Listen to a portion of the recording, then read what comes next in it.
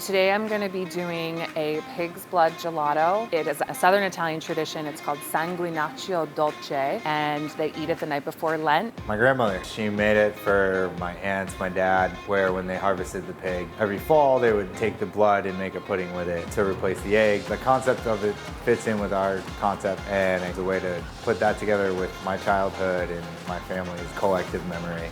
I'm going to add the blood in. Fresh blood, I get it in a gallon. A peasant's way of thinking, using everything that was provided to them, is at the forefront of what we're trying to do. And the pig, what a perfect example. 99% of the animal can be used. It is fresh. The pig is slaughtered and they drain the blood and immediately pass it over to me. The main flavors are chocolate, orange, and Calabrian chili pepper, and pig's blood.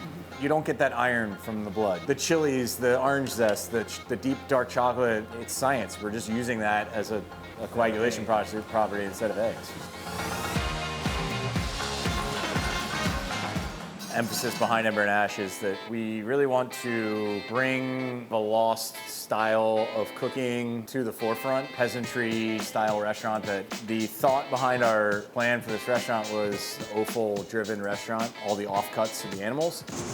Homemade by Bruno was inspired by my family traditions. It was always a pasta business. I was super passionate about preserving the tradition of authentic Italian cuisine. I would go to your home and teach you how to make pasta Southern Italian style with your hands. I created it when I was healing from breast cancer. So it was like a super cathartic, therapeutic way for me to go through a healing. I ended up entering a gelato competition by pure chance, completely out of my comfort zone. I had never made gelato before, so I ended up winning the popular vote.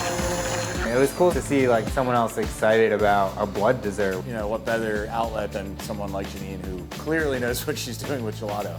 We didn't know if anyone was gonna eat it, if people would be into it, and clearly they were into it. So it was really cool to be able to like not only do it and get people excited about it, but then to collaborate on a dish that's been with us since day one, and to kind of like see it evolve into something different and cooler.